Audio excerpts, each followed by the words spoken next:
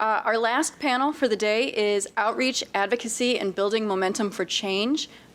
David Roth is going to moderate this panel. All right, so this is the last session of a 2-day, for some people 1 day, others 2 days. So we should try to keep this lively if it's possible.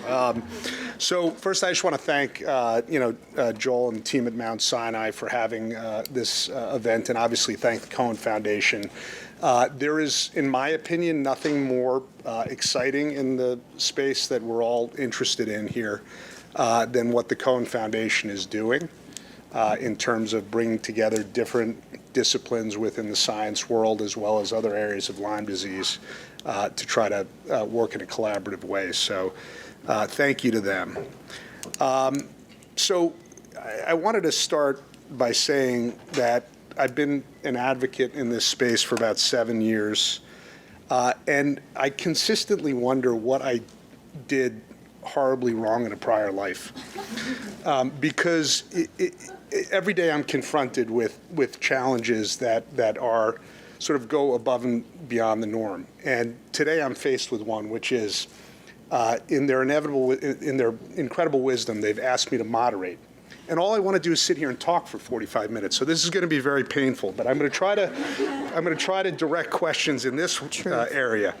I think the way we'll do this is we'll have everybody introduce themselves, spend a few minutes on who they are and what they've done, what their involvement in the space is. We'll have a little bit of questions from me, and then we'll have hopefully some questions from the audience. To me, there's some fundamental truths that we all, I think, need to deal with as a community. And there may be controversy around this, but my belief is that we're very, very far from having the answers to the questions we all seek. This is, in my opinion, billions of dollars away. Joel would say it's a lower number, but I think we are in need of lots of money, and we have a world that is, kind of 1% knows what's going on and 99% have no clue. Advocacy is crucially important to making a difference in this space, in my opinion, in a variety of ways. And I was, always, you see these moments where you're like, oh my God, and I just think about the situation with Senator Flake.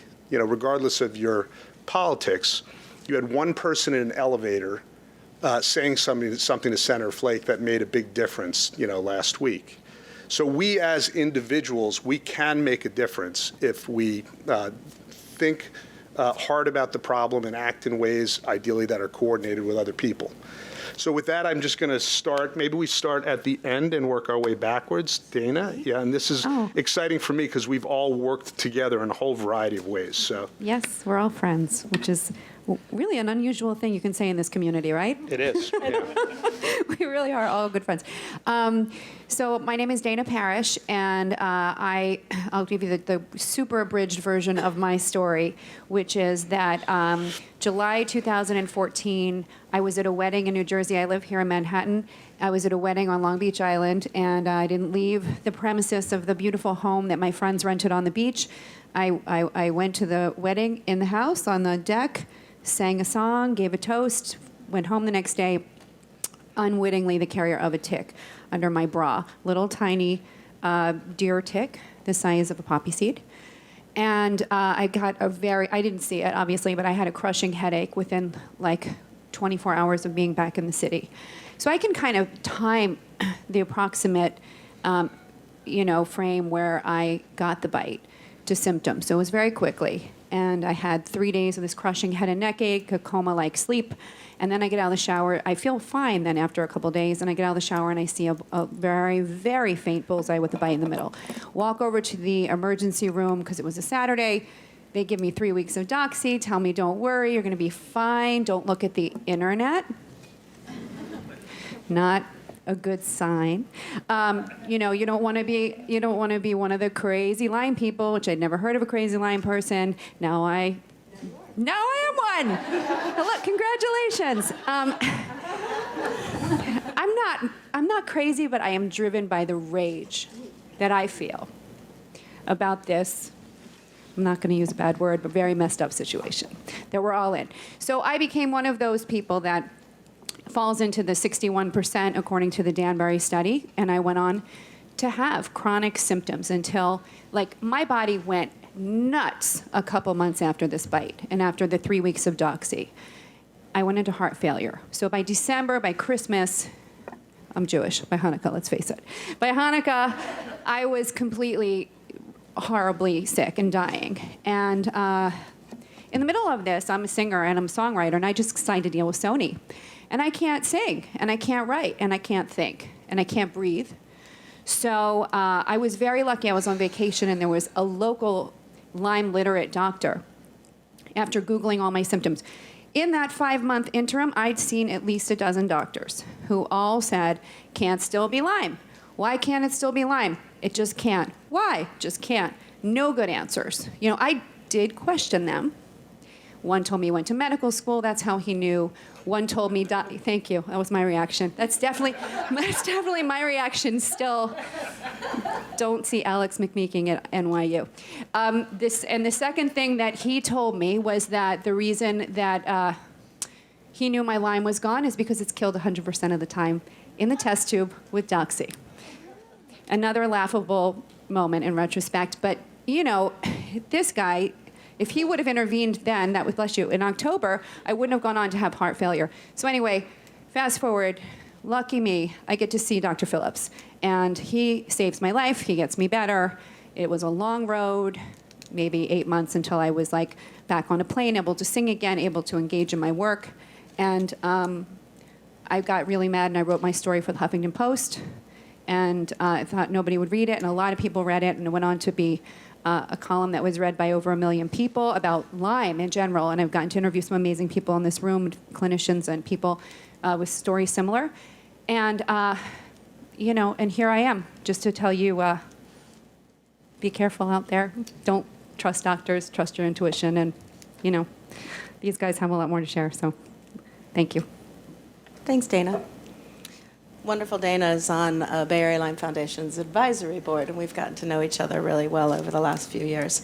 So I'm Linda Giampa. I am the executive director of Bay Area Lyme Foundation, and I'd like to start out with, I'm going to follow what Savvy started out with early this morning, what I'm grateful for, and I am grateful to be here. I'm grateful to be sitting here, as Joel said, master of the universe here, looking out this window. It's absolutely incredible.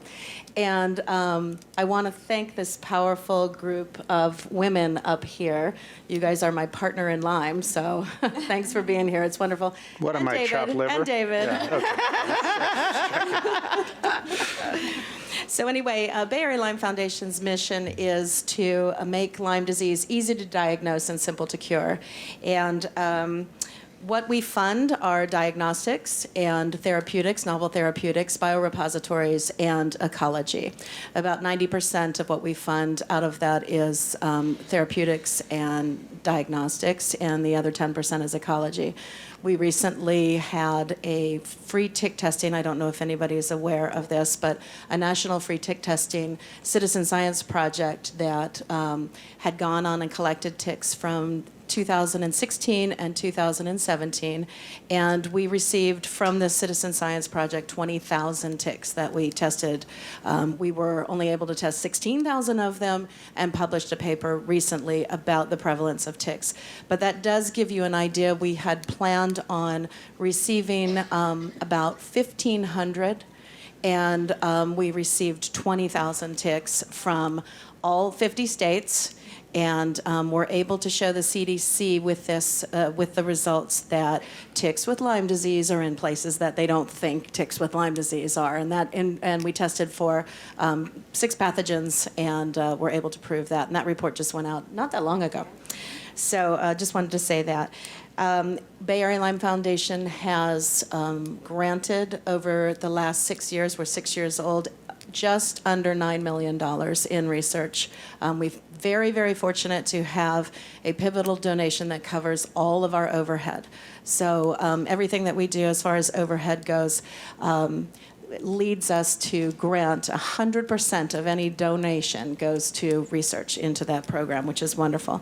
And then just recently, in the last 2 years, it feels like recently to me, as to do with this panel right here, we started what I would call an informal triage process. We were getting about 20 to 25 calls in per day. We focus mostly on research, as I said, but per day just with patients looking for help. So we have brought on a patient support person, and we triage. As the calls come in, they come in via Facebook, all our social media, and our rule is that we will not turn anyone down. We don't actively go out and look for people because we'd be barraged, but we handle about 20 to 25 inbound people a day, and it comes, questions about, I just got a tick, how do I safely remove a tick, all the way to please help me with my doctor and help me figure out how I can convince my doctor that there's Lyme in California. So, and we are located in California, for those who I didn't say. So that's what we do. And again, just thank you so much for this day, and it was very well organized. I want to thank this table right here, how organized it was. Thank you. And 48 of those ticks came from me.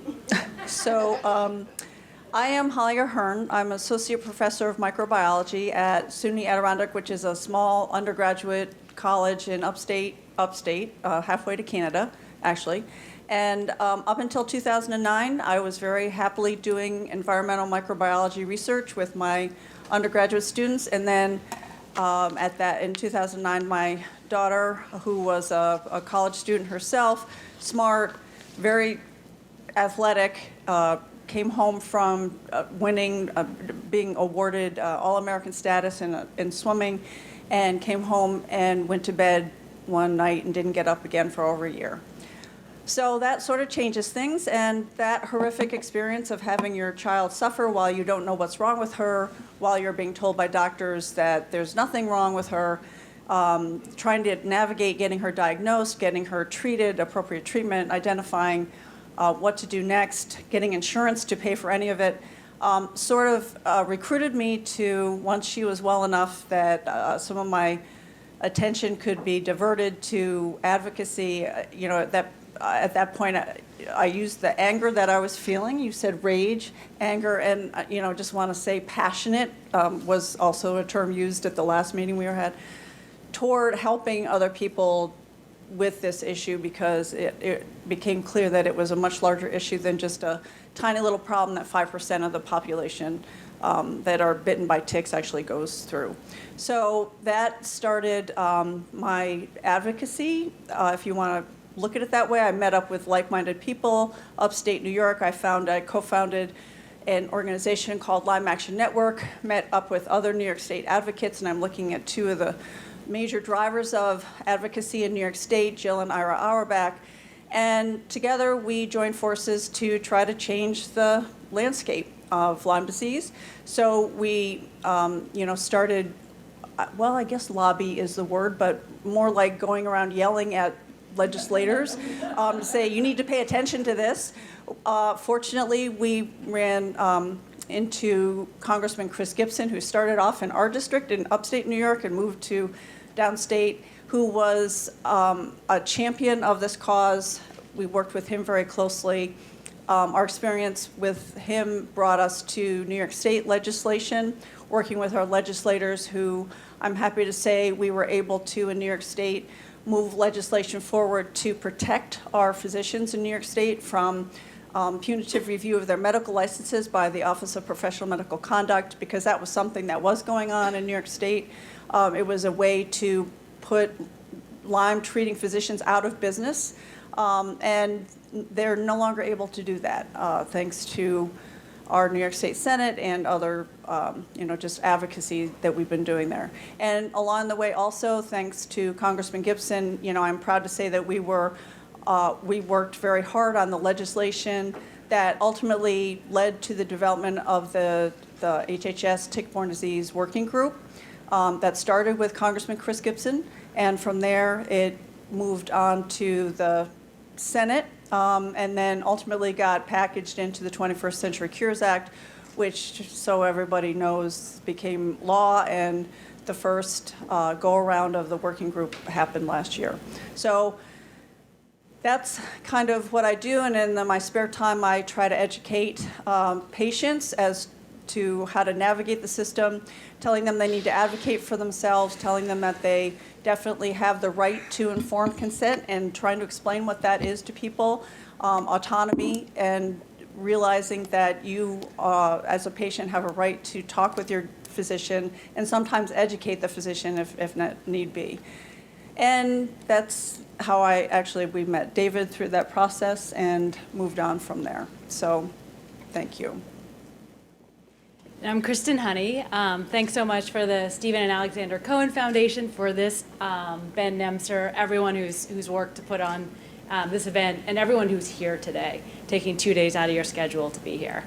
I am currently an innovator in residence with the U.S. Department of Health and Human Services in Washington, D.C. What that means, we're finding out. We're creating it as I go. And like Dana and Holly and many in this room, I was recruited by a tick. Classic in every single way, bitten in Maine, actually dozens of bites in Maine. Thought it was a summer flu, health erosion going down, except I didn't get the bullseye rash until 19 years later. So not exactly the most reliable diagnostic. And it completely disabled me. I had to quit work. I was told I would never work, potentially never even read again. And I was a scientist by training. So I was super lucky in the sense that I had an amazing network of ecologists and biologists, some of whom were willing to invest in me and get behind me when I collapsed and say, no, there's something wrong here. And like many of you in the stories you've heard, family didn't believe it, friends didn't believe it. I looked fine, and the excruciating pain, and can't remember what happened 2 minutes ago. So I went through that and vowed if I ever got out of it, I would pay it forward and try to help out. And amazingly, using myself as a guinea pig, drawing on my scientific network, and doing all these crazy things, many of which did not work, I eventually found my way out. And decided, I got my PhD at Stanford, finished up school, decided to go back into, I'm an interdisciplinary scientist, a biologist at the core, but really if you're gonna solve these problems, you need to bring different disciplines together. And so was at a scientific conference trying to figure out what to do, what direction to go in. And one of the speakers said, if you really want to make an impact in science, recognize that there are policymakers and lawmakers who make decisions about what science to fund. What are the scientific priorities of the future? So you want to make an impact, consider going to Washington, D.C. So I did a fellowship with the American Association for the Advancement of Science. They have these Science and Technology Policy Fellows. Was one of those, thought I'd be in DC for 1 or 2 years, and loved it. And then got tapped on the shoulder by the Obama White House to run his open data portfolio. In addition to being a scientist, I co-founded a tech company in the 90s, survived the dot-com bubble burst. So I had this whole kind of tech entrepreneur, project management skill set that in science never really was valuable or seen as a resume or CV booster. But then when I was in DC, pivoted and went back to tech and data. So the past 3 years, I've been really immersed in open data, big data, data interoperability for healthcare records and other things, and using this data to solve problems. For those years, until recently, Lyme was nights and weekends. It was a labor of love because so many people are out there and suffering and need help. And once you're touched by this, how can you go back and look the other way? And then this past year, I've been able to make it part of my day job. So this summer, moved over to the U.S. Department of Health and Human Services, sitting in the immediate office of the secretary, and have some opportunity to work on Lyme innovation, and we're going to co-create that together. Thanks. Backgrounds here are pretty diverse, but we all sort of seem to have a common theme. I won't reiterate in great depth my story. It's the same as most of your stories. Got sick, couldn't get better, went to lots of doctors, ultimately, had a blood test that said I was positive for Lyme. Clinically diagnosed with Babesia, a year and a half of meds, finally got off those, slowly got better over time, eventually got to where I am today, which is about, in my opinion, 85 or 90% of the human I was before I was sick. And in the wake of that experience, and as I learned more about all of the challenges that patients face, I spent a lot of time thinking about what I saw as this massive social injustice that was occurring. I had, and this doesn't inherently get you better, but I had the financial resources to sort of go anywhere and do anything. If you don't have the resources, I think you likely end up on a couch and you go away. And so to me, there's a massive social injustice that's occurring.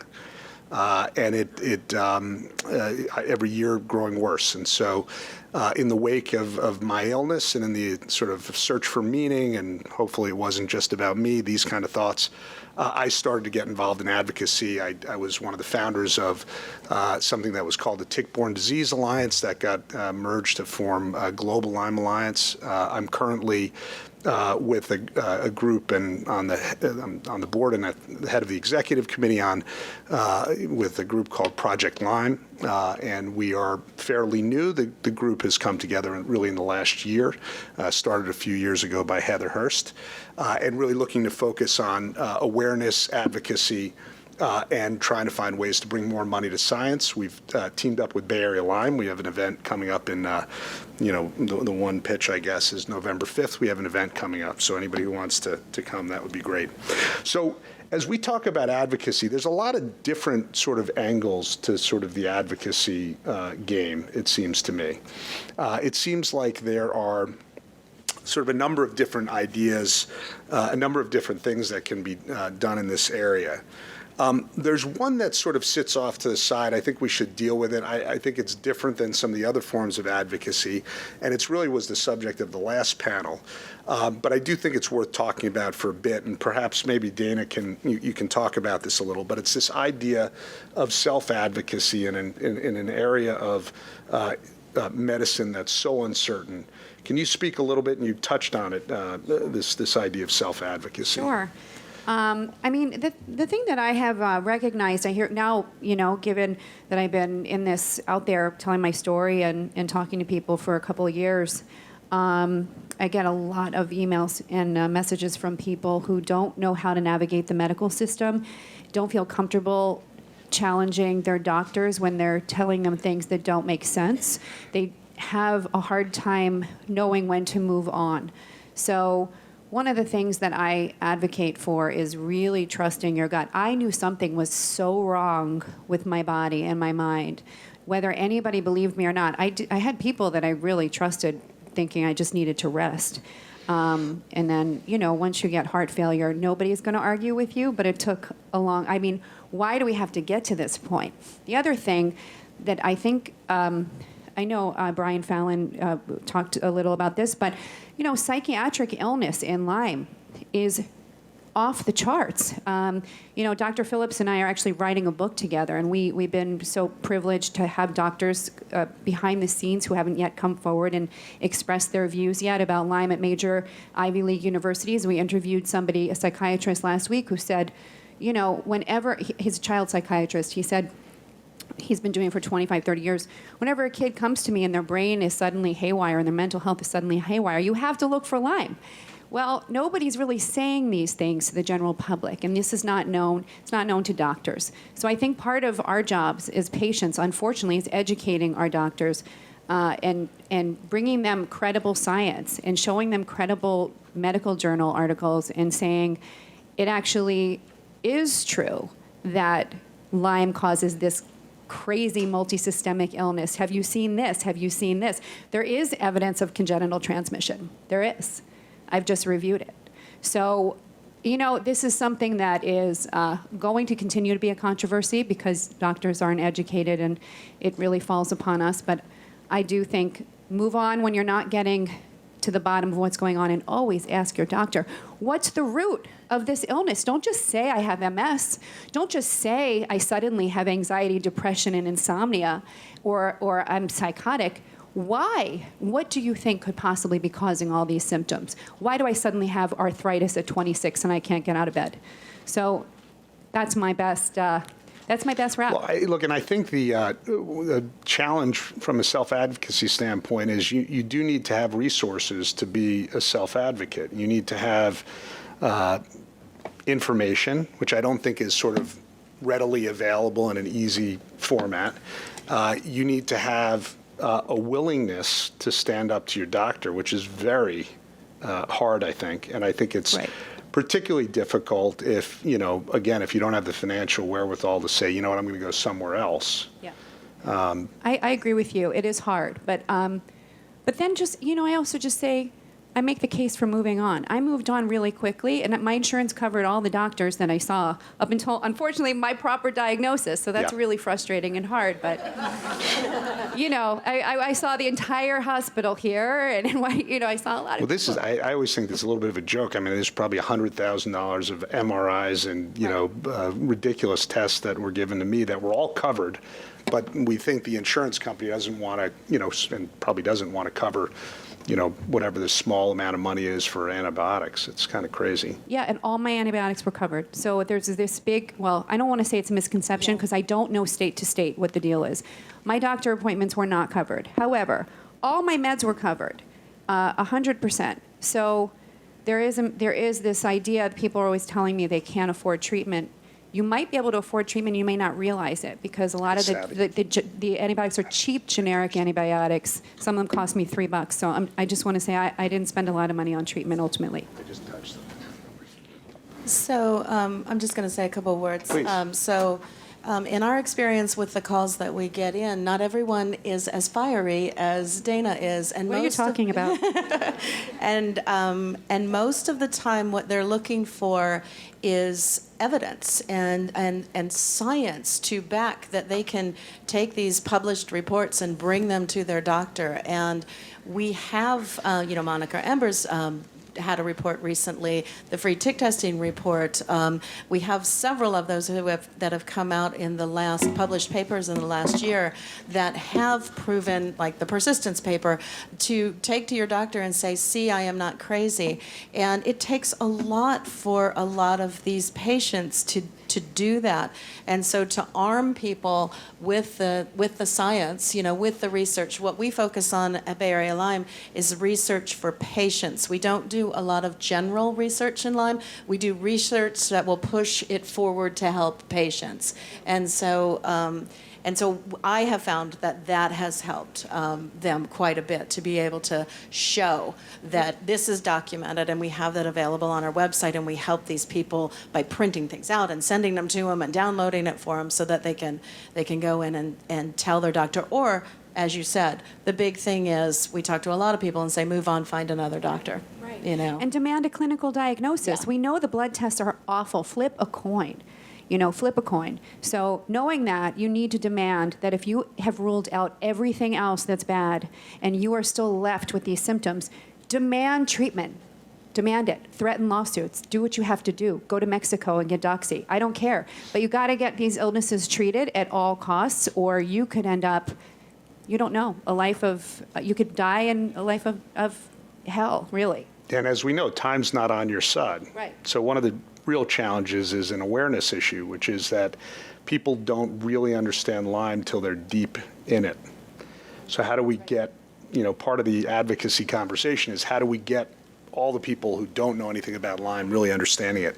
I want to move on to, just because in the interest of time, to some of the more what I would call traditional areas of advocacy. And I thought we would start by sort of the general conversation around government lobbying.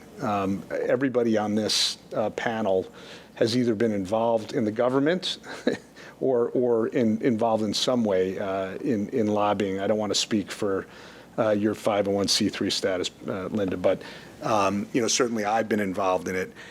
So maybe we start with Holly, and if you could talk a little bit about the sort of government lobbying that goes on at both the federal and state level. You've been, as you mentioned, involved in both. Yeah, so In New York State, it's a complicated state. I think perhaps one of the most complicated states to understand, because my thought was, this is a crime. Our legislators need to know. So we'll just go tell them and they'll write laws and everything will be better. So, that didn't work out that way. But what I have come to determine is that our public health agency, I was quite angry at our Department of Health for a long time. I was quite angry at the Centers for Disease Control for a long time. Those are public health agencies, and this is a public health crisis. So why aren't they doing anything? And the answer is they don't necessarily answer directly to the public, but they do answer to various forms of the legislature. So, for example, the CDC, Congress appropriates the money that the CDC uses. So whereas, medical practitioners, we don't really have a lot of input when it comes to medical societies, which make the rules that doctors follow, the guidelines that doctors follow for treatment. We don't have any input. They don't have to listen to us. They're not going to listen to us because they are very much stuck in their dogma. So what to do about that? Well, they don't have to listen, but the CDC is public. We are taxpayers, and the route to the CDC is through our legislators. And so what you need to do is identify what legislators to speak to, and that is the really hard part, and that is where formal lobbying comes into play. And by formal lobbying, I mean it really helps to have a lobbyist. And unfortunately, lobbyists cost a good deal of money. And I also want to say that while you are trying to lobby to make your legislators aware, there are medical lobbies who are right there behind you telling the legislators that, well, those people are crazy, you don't need to listen to them, this isn't really a big problem. And their voices are louder because they're organized medical societies, right? And they have a great deal more money than we do. So that part, it helps to have somebody who understands the system to tell you who's on what committees make what decisions, who you need to talk to. And that applies to both the federal. We learned that very quickly with actually the lobbying that we were doing a few years back, and also in New York State. That is very important because, as I mentioned, New York State is a very complicated state when it comes to the things that our legislators can and cannot do when it comes to insurance, when it comes to what medical education. That's something that we need to work on very desperately.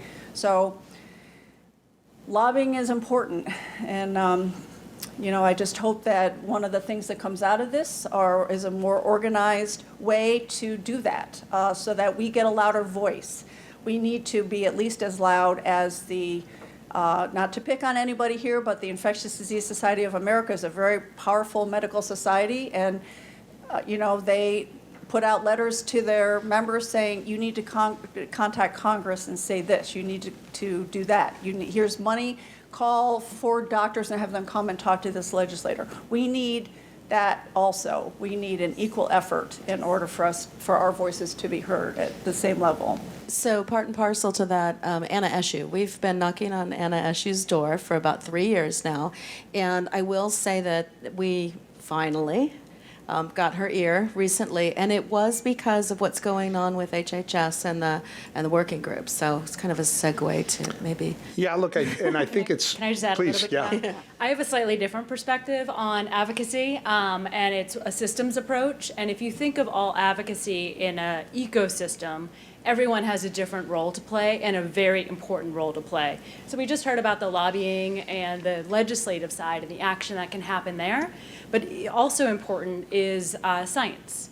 And science needs rigor. And we've seen this over and over again. To do science right and change things takes time and methodology, and we can't compromise those. You have academia and scientists, doing work over here.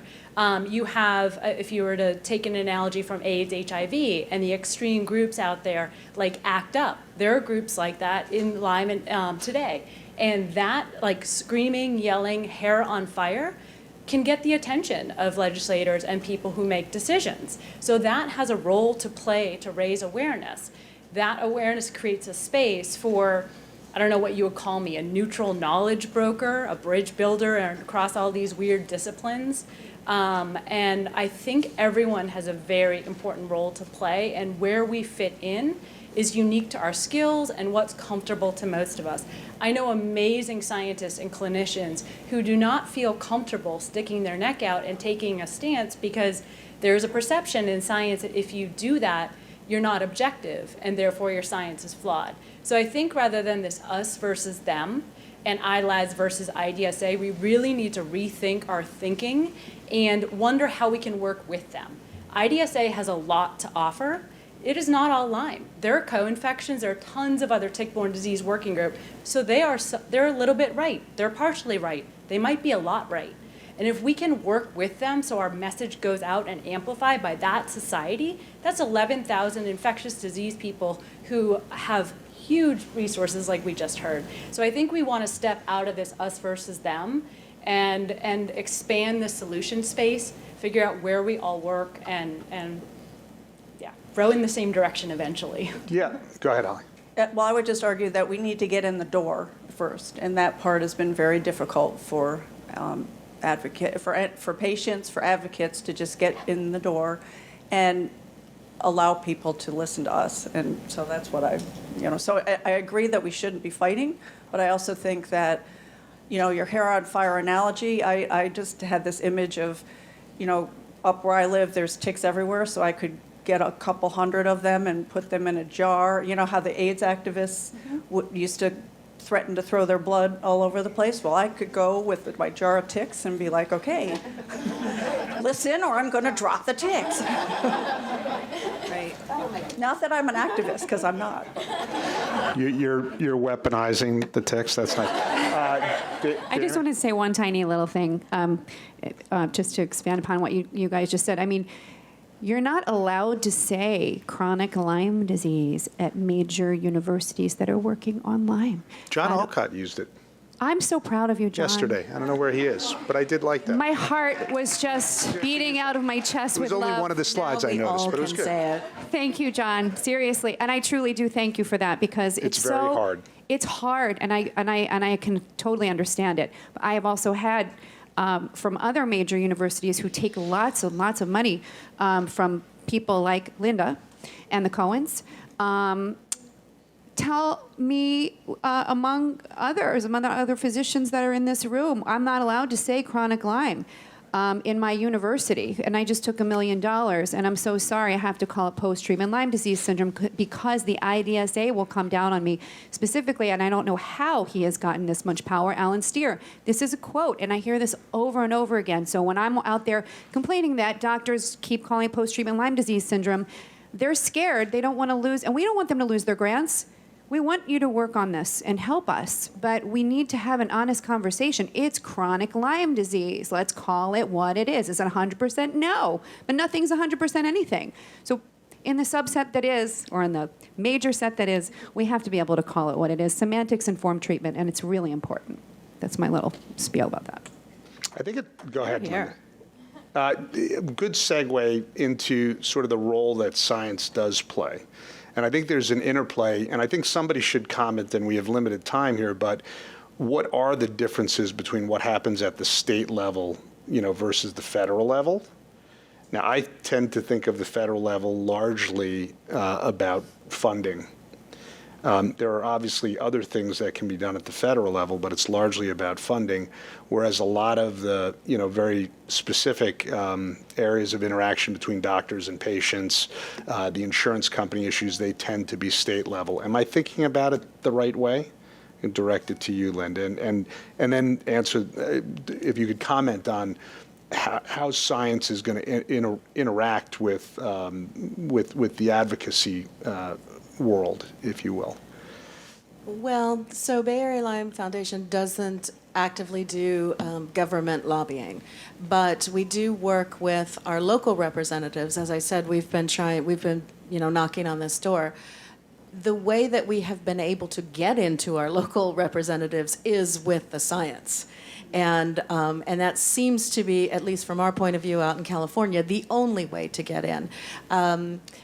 as far as insurance goes, it appears to be different in every state, and we're working with a lot of people to help them maneuver through insurance in California and Blue Shield of California and all that, which doesn't cover a lot of the Lyme drugs. So, but a bit opposite of you, only because I haven't been at the federal level.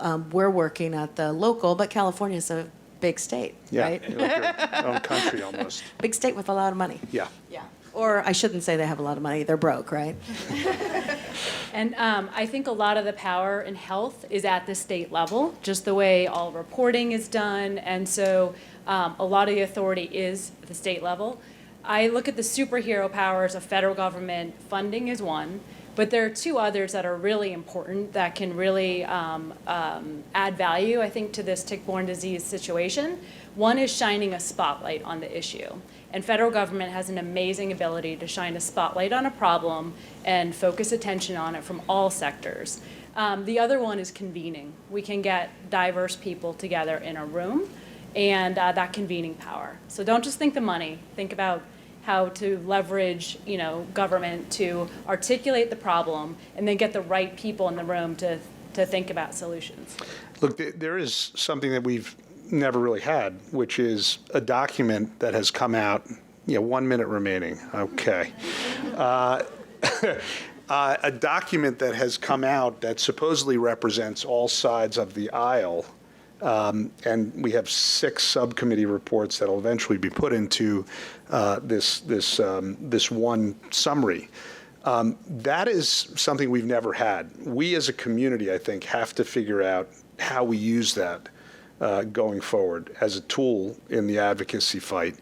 I also think that it would help, it should help in the self-advocacy world, because when your doctor says, the diagnostics are perfect, and you hold up a 20-page report written by people from all sides of the aisle saying that they're really pretty shitty, that's helpful.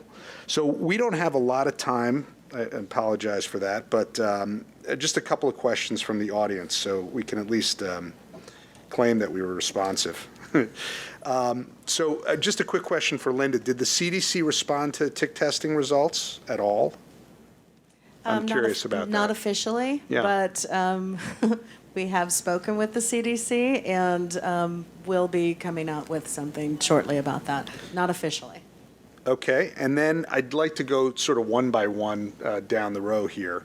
What are the 1 or 2 things the Lyme community should do for the biggest impact? You're starting with me? Sure. Okay. Well, we need to educate our patients, and I mean all of us, and we just need to tell people the truth that this is really chronic. These infections are ubiquitous, and we need to go to our doctors with that information and, just advocate, demand treatment. And this is at the patient to doctor level. Patient to doctor level is my jam. Yeah, yeah. Yeah, that's what I advocate for. Just Yep. good communication, respectful, open communication. I think you can get a lot done if you present things in a calm, good way with some science backing you up and demanding common sense. It's fair, right? Thanks. So, of course, I look at it from a foundation level, and I think there's a lot of noise out there with various foundations, and it's important to partner with foundations. We partner with Limelight and Project Lyme, and I think it's important to partner and put a stake in the ground on what the common dialogue is. And somebody has to own that. Somebody has to be a leader on the dialogue in these various things, whether or not they're patient support or advocacy or science or whatever, because there are a lot of small foundations out there making a lot of noise in areas that, some of the other foundations would rather have them have the science-based evidence and that type of thing. So I would like to see those groups coming together and working more closely together for the common goal. It's interesting that we have 5 people up here, and I think we have 7 organizations represented or something like that, right? So it's it's a function of our community, which is very fragmented in lots of ways, dysfunctional when it comes to advocacy. The federal effort was one where we all seem to find a way to come together. We have to find, I think, more just to add to your point, Linda, more ways to work in a coordinated manner. And the other thing I think would be very helpful is funding for research. And at the moment, the funding from the federal government, NIH, is not very large for Lyme disease, but the funding from private organizations like Cohen Foundation, Global Lyme Alliance, all the others that are putting money into the research that is finally making progress. We're finally making progress on the scientific front, which means that eventually NIH is going to have to step up or they're going to be really embarrassed. So thank you to everybody, that Cohen Foundation in particular. I think it's been a real eye-opener. And I also agree that, the advocacy world is fragmented. And being part of this world when I first walked into it was sort of an eye-opener. It's like, why aren't we all working together? We would have such a louder voice if we could all work together. And we really do need to do that. So whatever differences there might be, remember, we're all working toward a common goal, and let's get it done. The funny thing is we differ in about 5%. Yeah, And 95% we're totally in agreement. absolutely. Yeah, I would just double down on what was just said, and that kind of overarching theme, and getting everyone to row in the same direction, figure out where our strengths are, have the foundations focus on those strengths, and then also the researchers, pair them with the funding that is available. So you're getting the biggest bang from the buck from the whole, rather than redundancies and doing similar studies or similar advocacy work in a repetitive way or redundant way that may not be as impactful if you were to be strategic about it. And there are examples of that from other sectors. Look at how breast cancer mobilized and how funding really, was targeted towards breast cancer when the community started to have one more united voice. And the example I love to think about is with veterans' mental health. There were over 40,000 nonprofits fighting for limited funding in veterans' mental health, and they, with support and a spotlight from federal government, got together, decided to play nice with a little bit of arm twisting and strategy around the funding, and got under one umbrella called Joining Forces. And that kind of all working towards one North Star, I think is critically important. And it goes beyond just the foundations, beyond just the funders and the scientists, to involve the patients, like Dana said, because more and more research is coming out that when you involve patients in the scientific process, in the design of the study, the drugs come to market faster, the results are better. And so having patients at every step in the scientific and medical process is sort of the future. Really appreciate everybody's participation, and I'm going to leave you on a hopeful message. When I started working in this sector, there was much more limited knowledge. We've actually made a fair amount of progress in the last 7 years, I think, but there's still a long, long way to go. There was a question here of how you can best get involved. The answer is just get involved. I mean, there's a million different ways to get involved. You have to make it, and my guess is everybody in this room has made it a priority, but we need to find more people who make this a priority for themselves, their families, friends, and sort of everybody in the world. And so we need to do that in little ways at the local level and big ways at the federal level, and kind of hope we all can work together in a productive way. So thank you.